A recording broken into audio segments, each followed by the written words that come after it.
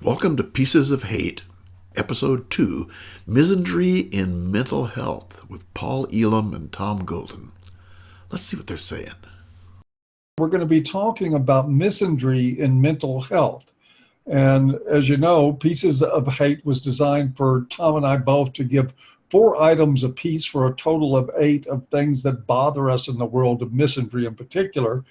And in mental health, we're having a little bit of trouble, I think, keeping it contained to just 8 pieces.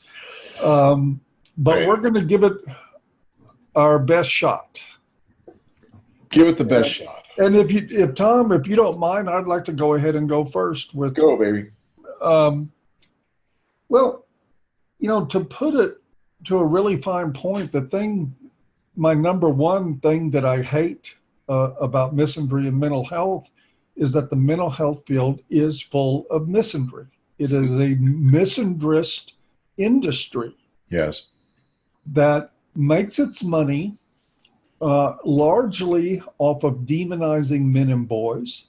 It's an industry that ignores the issues faced by men and boys, that even denies and minimizes those issues or pretends that there's something else, like toxic masculinity.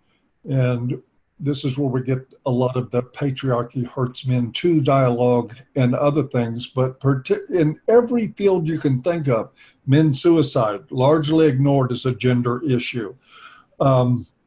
Marriage and family therapy, highly gynocentric, anti-male industry. Even all the way down to my 30 years in substance abuse counseling, I watched that field transition from a pretty darn scientifically based approach to helping people with addictions and disorders of dependency into sexual politics, demonize men, and set up all kinds of special services for women and ignore men in the problem, and in fact start pointing the finger at them as though they're the problem that women experience. So that's my number one, Tom. My number one hate of the mental health field is that it is a misandrist field, and I barely scratched the surface. I didn't even talk about social work. Yeah, don't get either of us started on that. And I'm with you 100%, man. It is a misandry-soaked field. I mean, the whole mental health field is just misandry-soaked, and people don't even know it. People have no idea that they are hateful, but really it's seeped into everything. It's crazy. And that makes it hard to, and I get emails a lot of time I get for my consultation services. Of course, I get people that don't want to meet over Skype or phone. They want to meet with somebody in person. Right. So they write me, and sometimes I worry that they think that I'm pulling their leg in order to get their business, but they write and ask me, do you know somebody in my area, in Wyoming, that I can go see, or California or Florida that I can go see in a real world setting, because I prefer to do that. Yes. And I have to write them back and tell them no. Yeah, I get that all the time. I know 2 practitioners, and I'm talking to one of them right now, that I could refer on the ground. Yeah. And that's all I know. After all my years of experience in the field, that's the only thing I can do. And it is very frustrating. Oh, no, I agree. I wish I had a long list of people around the country who were really male friendly, but I don't. Which brings me to my first one, Paul, and that is the whole training for the mental health field. All the training is based on women. And if you look at the daggone course curriculums, you'll see how to work with women, how to work with gays, how to work with minorities, how to work with short people, how to work with anybody. You never see anything about how to work with men. You just don't see it. It's crazy. Men are 50% of the population, and they're completely and utterly ignored. Not only that, but in the daggone schools, in the graduate schools, there is this overriding stench of men are bad. and no one comes out and says, oh, men are bad. Well, maybe sometimes they do, but there's this stench that's there that just stinks. And the professors will say things about, oh, men, they have these, just, you can tell it's just dripping with this hatred for men, but it's not really said out front. It's just sort of stinking up the place. So, that pisses me off. That whole thing about our schools are built to learn about women and not about men. And that's crazy. We need to turn that around. Along those lines, I remember, I think it was in the mid to late 80s that we started to hear the term special populations. A lot. And the word special should have been acute of me. It should have said very special. But I got to admit that it made sense to me at the time that there were issues, for instance, in the African American community. There's going to be issues that are different, that an understanding of those issues in clinicians is a really good idea. Yes. The same thing with the gay and lesbian community, all these things. But what happened, it went from we need to develop specialized understanding of specialized populations to special populations are the only thing that matters. And Yes. if you're not a member of that special population, which means you're white and male, then you're the problem. then you're the problem. And this is the worst of victim. That will bring me to my second thing that I hate about misandry and mental health is politicization of mental health services. Yeah. You have feminist theory and feminist therapy that started coming in and corrupting everything. And when you think about it, you got to understand that's like Republican therapy. It is. It's like taking a political party and say, okay, well, now I'm going to start this new branch of thought called libertarian therapy. And I'm going to let libertarian principles guide how I view my worldview, how I deal with clients, how I interpret their problems.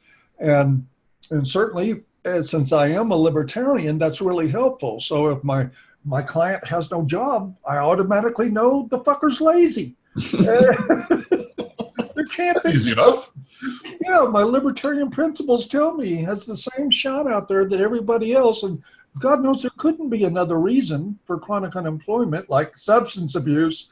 But this is what they did with the field. They made it political. Yes. And that to me is like it was this huge overarching abuse of the population with mental health services right out in front of everybody.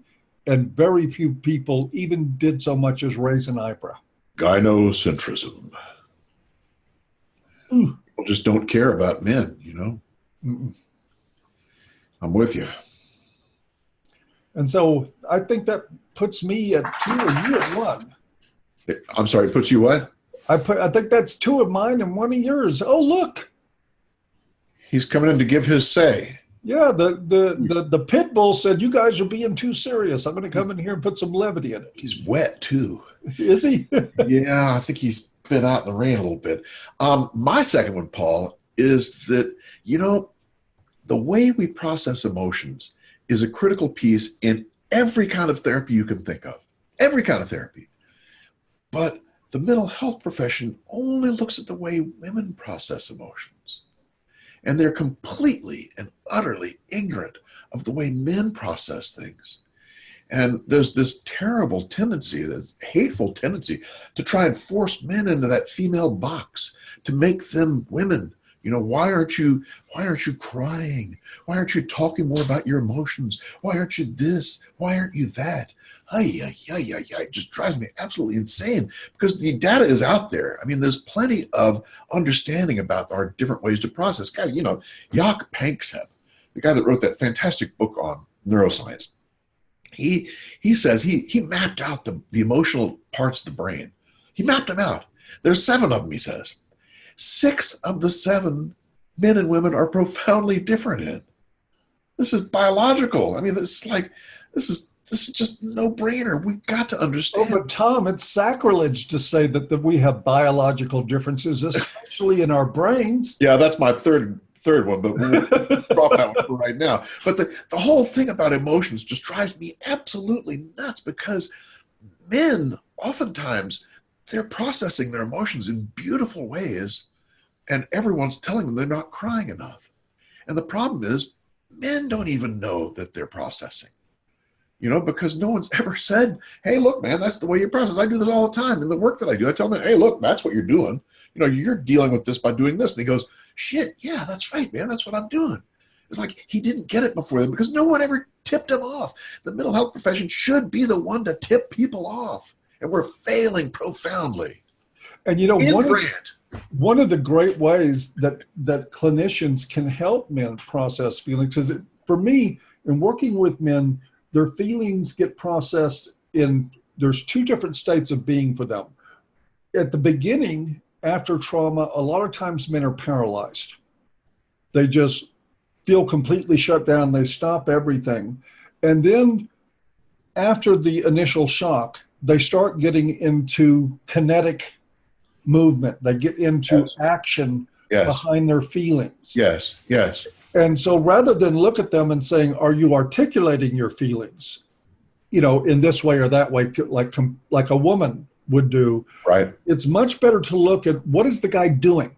Exactly. I asked him, what are you doing when you're not talking to me? What do you, are you, well, I'm just sitting around. Okay. And how is his doing honoring that loss? Because that's the key right there, is that men do something in honor of. Yep.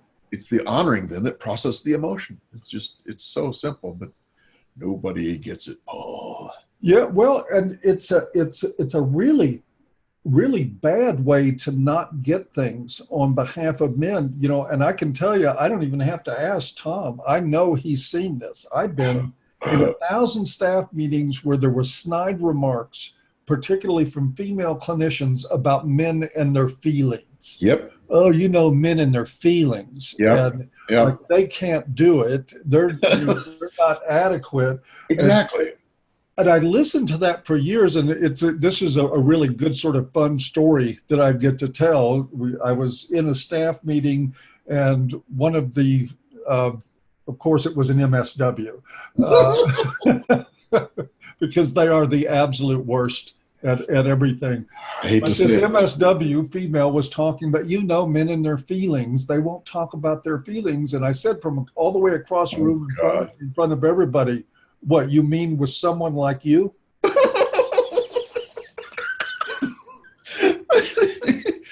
She got mad, but she eventually apologized to me. I mean, really? She apologized? Yes, I give her credit for that much insight. And I told her when she apologized, I said, how would you expect a man to talk about his feelings when underneath the surface of your skin, he knows this is what you think, that he's inadequate? Yes, exactly. You can't possibly have expectations of somebody. Well, the apology got retracted. I was supposed to be grateful for it. But this is a pervasive problem. It is. It is. It's crazy. Expectation that men are supposed to behave like women. And I encourage men, you guys that are out there listening to this, if you're getting therapy, if you've gotten therapy, if you're thinking about getting therapy, if somebody's trying to even send you the subtle message that you're less than, or that you're doing things wrong because you're not satisfying their need to hear you articulate their feelings, run like hell. That's just what I was going to say. Run. Run, Forrest, run. Yeah. These people are poison for men. They really are. I agree. It's crazy.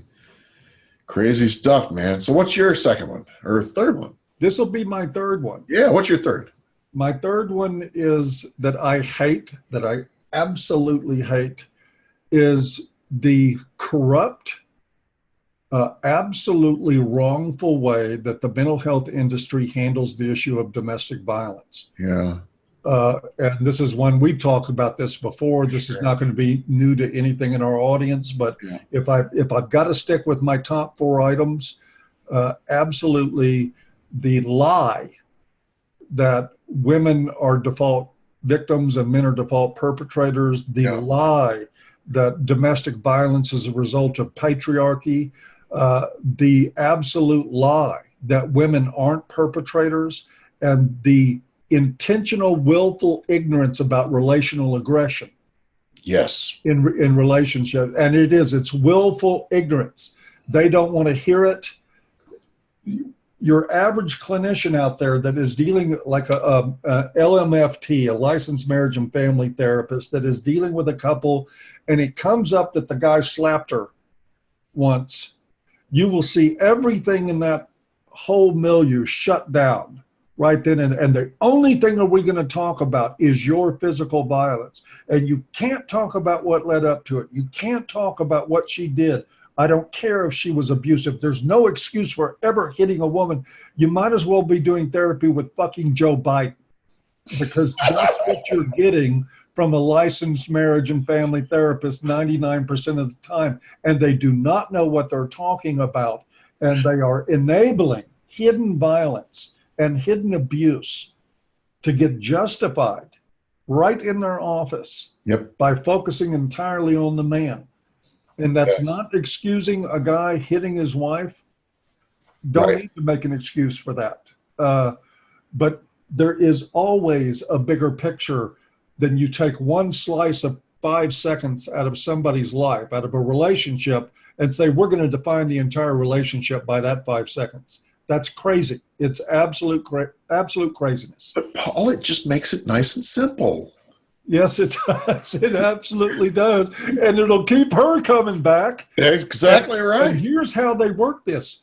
He's so full of shame from what he's done, because there's nothing, you don't need to shame a guy who's hit his wife. He feels like the lowest form of earth in the world. Exactly. And it doesn't even matter if she was beating him up or she was abusing him 10 different ways. So what happens is you get the woman to feel like, this is my control. And they'll keep coming back to the therapy. He'll be the whipped little dog coming back and paying for this, and she will be in control. Yes. If a guy is resistant to therapy, this is how you keep him in. That's right. Get him to hit you. He can't resist anything because it's all his fault. So guys, if you're getting the whole blame for everything, run. It's never one person. It's always both. And I know, and I'm saying this on my own behalf. I'm not speaking for Tom here, but I also suggest something else, that depending on where you're at and what your needs are, there's absolutely nothing wrong with getting up out of your chair in the middle of a session and looking at an abusive therapist, because this is what we're talking about, is abusive therapists, looking that person in the eye and saying, fuck you, I'm out of here. Or maybe fuck that and fuck you. Fuck that and fuck you. Fuck this. Exactly. This is bullshit. Yep, this is wrong. I try to explain it to them, but I've done it myself. It's a great shoveling out of your burden to tell a therapist to go fuck themselves. Yes. In the right circumstance, it's definitely worthwhile. And it's definitely, in the right circumstance, the right thing to do. Yes, exactly right. Exactly right.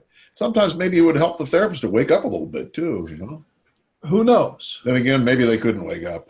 But what's important, guys, is that you wake up. If you're in a situation where you've got a misandric, gynocentric therapist that's got your wife as the poor, pitiful victim, and you're the terrible bad guy, and all your future in that therapy is going to ride on whether you accept that you're a terrible, piece of crap, and whether you grovel and eventually meet her approval. That's not therapy. That's abuse. Yep. And you don't have to treat it like it's anything else. And that kind of takes us into my number 3, which is I really hate that gynocentrism is so woven into therapy. If you look at the therapy that's done, almost always, if couples therapy, it's about what the woman needs and about what the man needs to do to make that happen.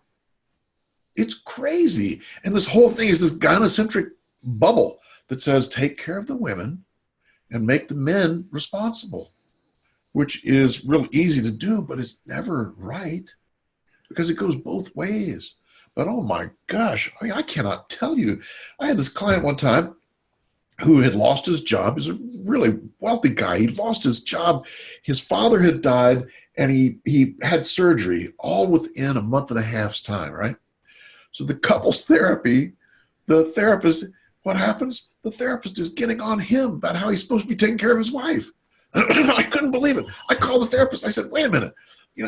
This guy he's got some troubles. He needs to, shouldn't she be taking care of him a little bit? And the next week, actually, she did better. And it was probably half and half. But the week after, she went back to the gynocentric stuff again. It's like, ugh. It's crazy. It's just crazy. And it's not just couples therapy. I mean, it's in all therapy. If the therapist is thinking from a gynocentric point of view, then they're going to think women first, men second. Men responsible, woman victim for almost anything, whether it's couples or the marriage or he's about his mother. I mean, who knows what? Anyway, that's my rant on the whole gynocentric thing that just ticks me off. It is. And that leads me directly into my fourth item. What's that?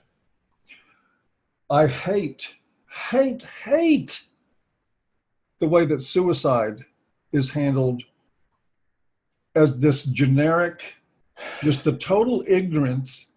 Suicide is a men's issue. Yes.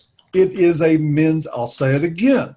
Suicide in this culture is a men's issue. Men kill themselves at 4 to 5 times the rate. And the pathetic way I've seen mental health professionals, yeah, but women attempt suicide more than men. What?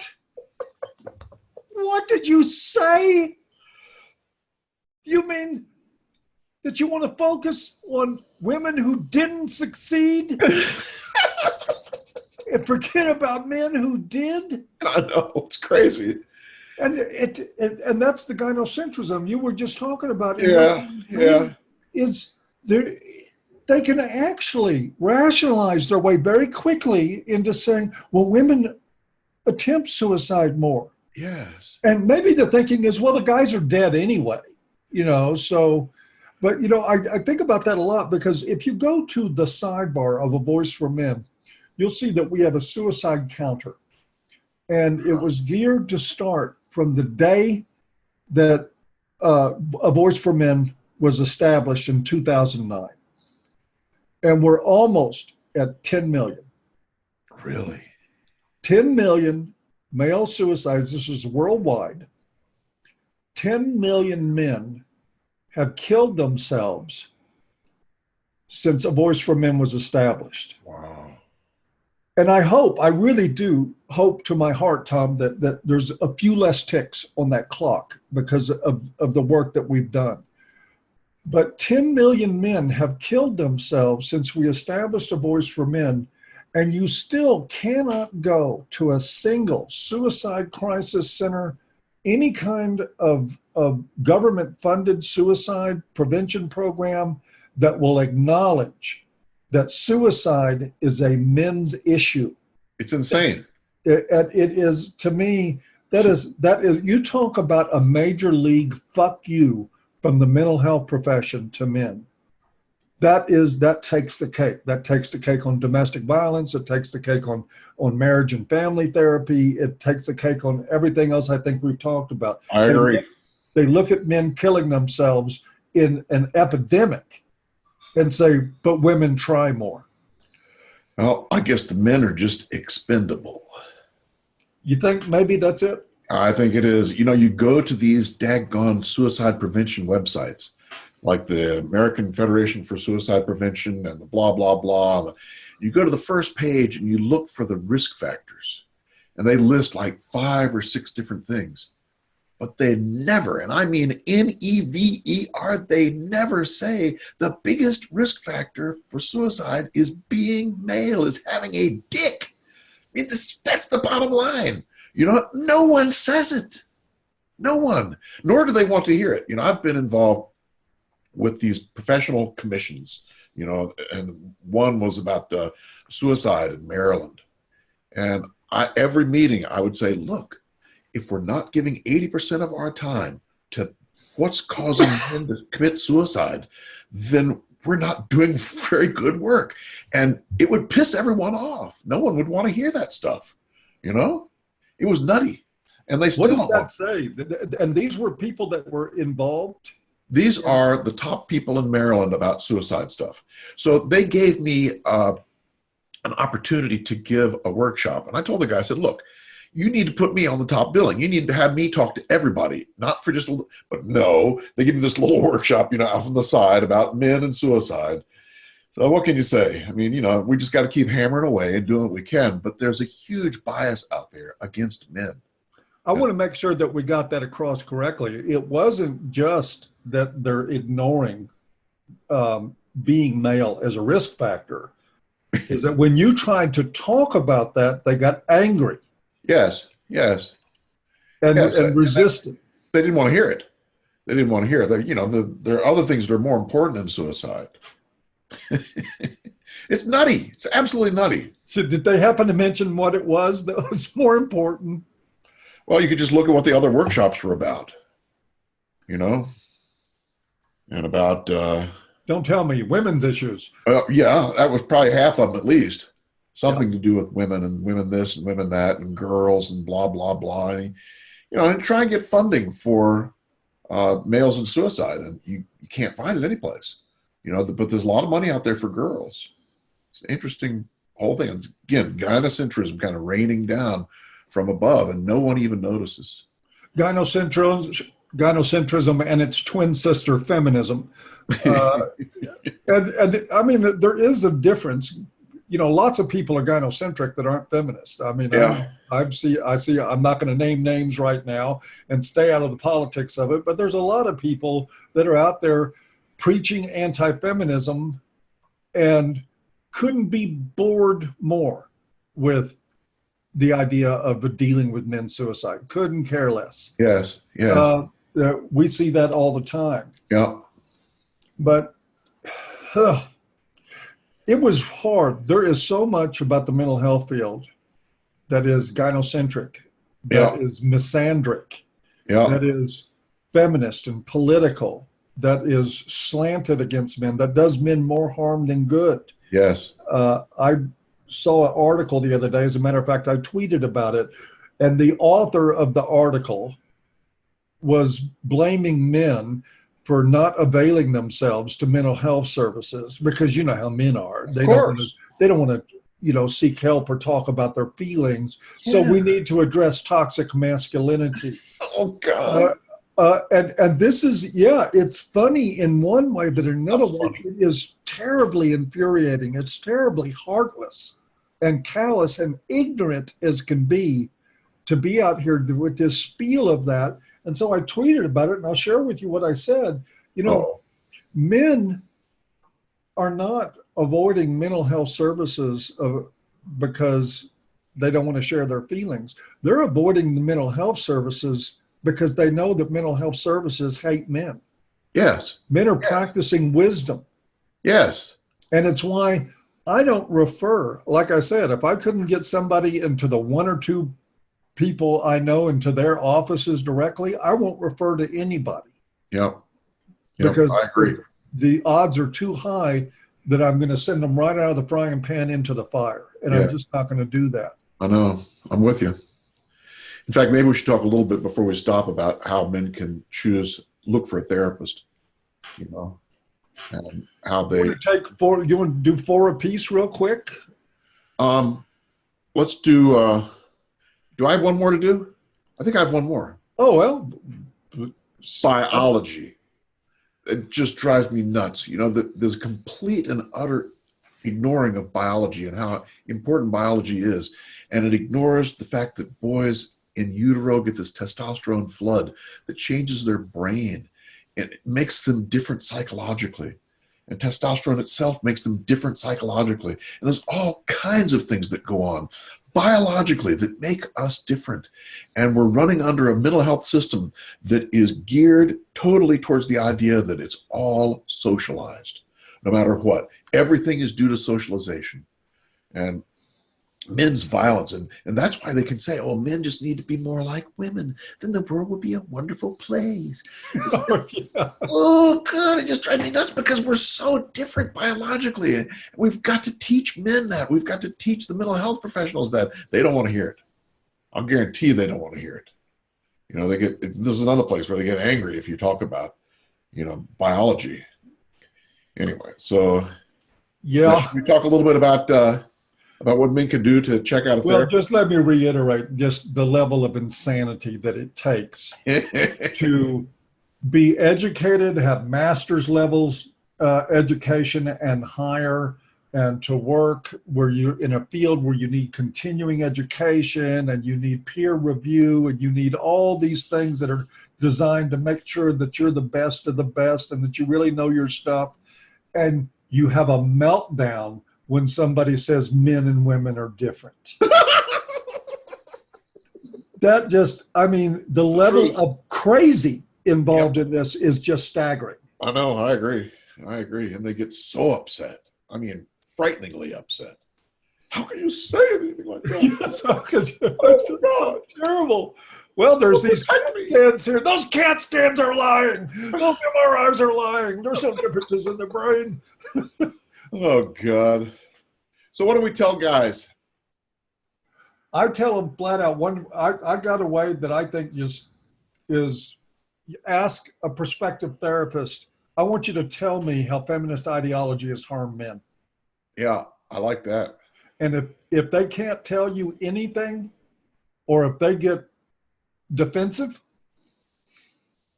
and what that means is that 99 out of 100 therapists you ask are not going to qualify. I mean, and I know That's I'm correct. given a one out question that they're not going to pass in almost all cases. Yep. But if a psychotherapist in 2018 cannot identify one way that feminism has been a harm to men, then I'm sorry, they're clueless. Amen. Absolutely clueless. Amen. I agree with that one. I would add on to that. Just ask the therapist, how do men and women differ in the way they process emotions? See what they say.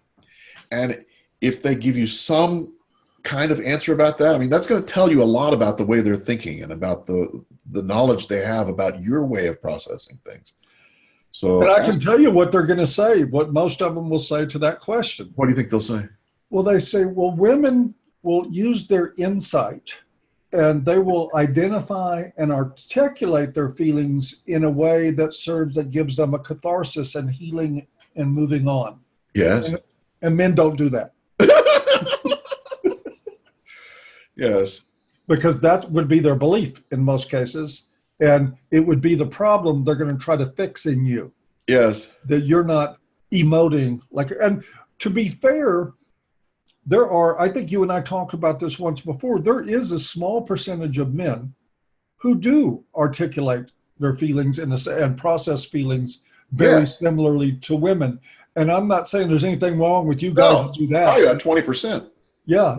And, you know, I'm just saying you have a little easier time from the way therapy is wired to get some help that works in your way, in your manner of doing things. But most men, 80% of them, I mean, think about that. 80% of men do not process emotions in the only way most therapists know how to help people process emotion. Right. Exactly. It's crazy stuff. You know, another good question would be, and as a guy told me this, I forget who it was that told me that he said, ask the therapist, what can women learn from men? Ooh. What can women learn from men? Which will tell you a lot. You know, it's a very telling question. You know? Absolutely. What can women learn from men? Which, I mean, I could name a list. We could do another. Of course you and I could. I could do a list and we could run for another hour. But I think that many therapists would balk at that. And they what? Because the whole thing is men can learn from women, but it doesn't usually work the other way around, you know? And conversely, no. Well, I think there's things that men can learn from women. I really Yes, do. absolutely.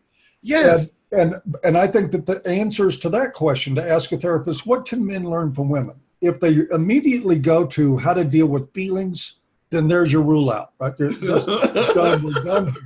But one of the things that men could learn from women, for instance, is to find social support. Yes.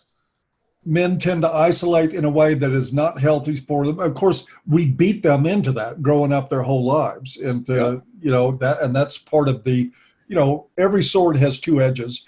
And that's part of the dual-edged sword of male life, is that it lends toward isolation at times. Yes. And men can learn about that. But how a therapist answers what can men learn from women, depending on how they answer that, might tell you a lot about that. And part of it, to me, I think finally to say, is that rather than looking for a therapist that's really good at working with men, because your chances of finding one are very small, the question might be, and I'd like to have a discussion about this with you at some point, Tom, is that how do you train a therapist to work with you? Yeah. Because there are some therapists that if you say, hey, I need you to listen to me, and I need to tell you who I am and where I'm at and how you're going to best work with me, they will respond. There are some that will respond, oh, I'm in the dark. Here, there.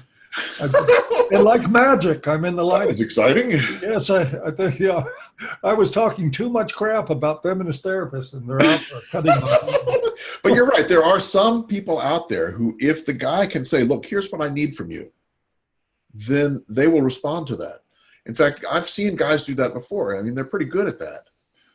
Being able to say what they need and what they want. I don't want to talk about my childhood, but I do want to find ways that I don't feel trapped at home. Yep. You help me with that. Yep, I can help you with that. And I don't want somebody to repeat what my wife is already telling me, which is I don't do enough for her. Exactly. I'm here for me. Exactly. Does that register with you? Exactly. That I'm actually here for me and not for her. And look at that therapist and say, men are good, and see what happens. Hey, that sounds like a good closing note, Tom Golden. I like that. I like it too. Yeah, we've been talking long enough, eh? Yeah, I think so. Yeah. I've really enjoyed this. Me too, Paul. It's good to talk to you. And As always. we'll see if it works. We will. Yeah, you take care. Men are good. Bye-bye. We'll see you.